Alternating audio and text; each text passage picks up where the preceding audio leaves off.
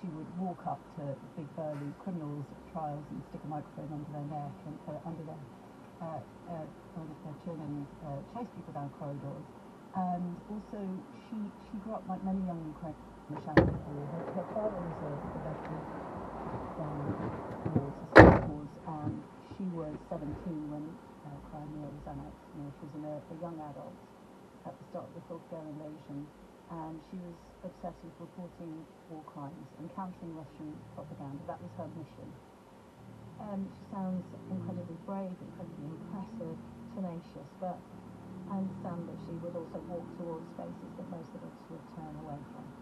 Yes, she was incredibly brave, but she took huge risks. Yeah. And she had already been captured actually while reporting occupied territories in Ukraine in 22. She was released after a few days after recording the propaganda video, but it didn't stop there. So when she was finally caught for the last time in 2023, we think she'd been back about 4 times. And she was doing really important work. One of the incredible stories that she was telling was about the torture and intimidation of workers at the Zaporizhzhia nuclear power station. And that's why she had gone back on her last mission. she wanted to find the garages, the basements, where people in the nearby town were being detained by the FSB and coerced into keeping the power station running. So she'd already been detained once and then released. Some people listening to this might think, was it irresponsible of her to go, given the risk? And also, would she have been advised not to go? She was definitely advised not to go. And in fact, when it was clear she was going to go back after her first detention, her editor at the time stopped working with her. And she then started freelancing for one of the big daily news sites, which is run by a formidable editor, Sergio Masayeva, who I think is very distressed by everything that's happened. But, Vika was going whether she was allowed to or not. She would vanish for weeks, come back and say, I've got this brilliant report, will you publish it? And Sergio felt that the work was so important and so unique that she had to publish it. So what happens?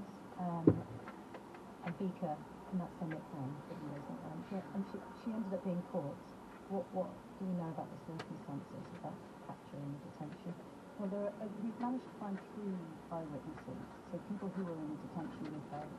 2 have been released, and we don't know the fate of the other.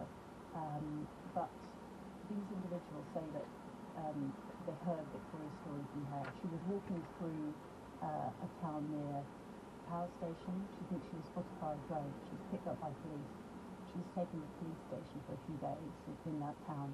And then she went a few hundred kilometres further south into Melitopol, which is a city, a big filtration centre for the FSB, that's the Russian intelligence services. She would have been considered a special case, given the information she was trying to get. In particular, she was trying to name FSB officers responsible for the torture.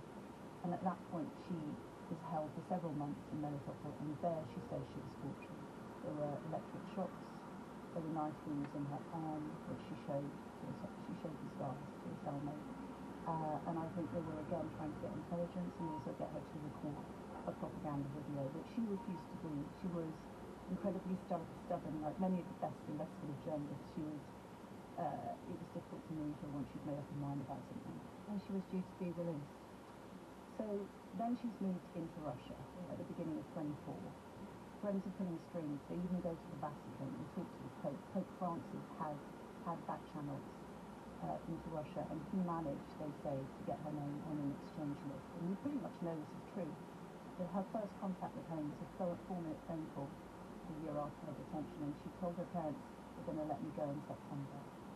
But when the coach arrives for Ukrainian prisoners of war on the 13th of September, she's not there. And she's not there the following day either. And what we've been told by people who were in the prison with her is that she was taken down on the 8th of September. It's a long road home. She was taken down the stairs. She could walk at this stage. She needed a bit of help. She was very weak, very thin. She'd been on hunger strike. But she's not seen again. And so all we have now is her body to tell the story of what happened next.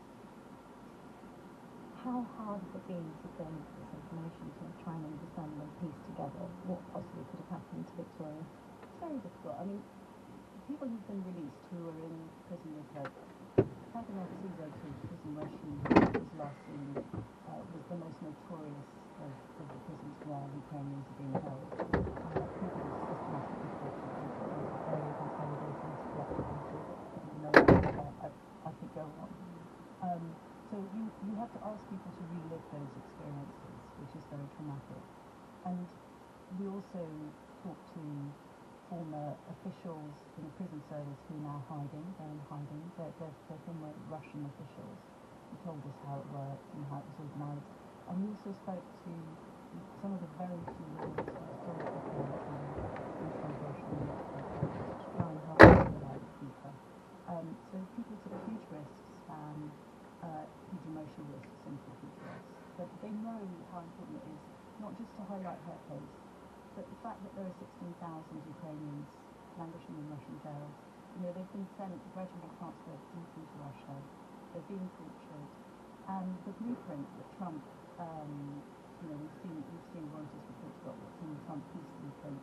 It talks about economic deals, mineral deals, land deals. It doesn't even mention the release of these prisoners. So many people in Ukraine are calling for the unconditional release than 16,000 before any peace treaty was signed. Yeah, the real people in the lives and all the families that are connected to them.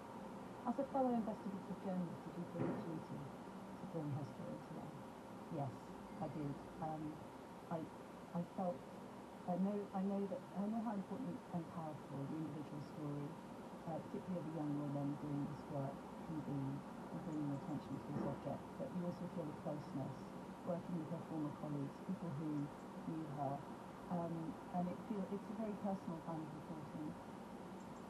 How vulnerable was she and women in that line of work when they choose to step towards danger?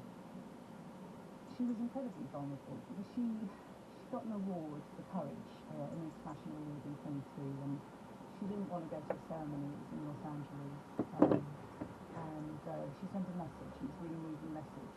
So young when she wrote it, but she said, she described her and her colleagues. She said it's for all my colleagues, all the people, all the journalists who died in this work, all the journalists who've been captured in this work. There are 30 Ukrainian journalists in Russian detention right now. And she described them as warriors on the information front. And she said, my mission is to counter Russian propaganda and to expose Russian war crimes. And she was aware that she could die doing it, but she still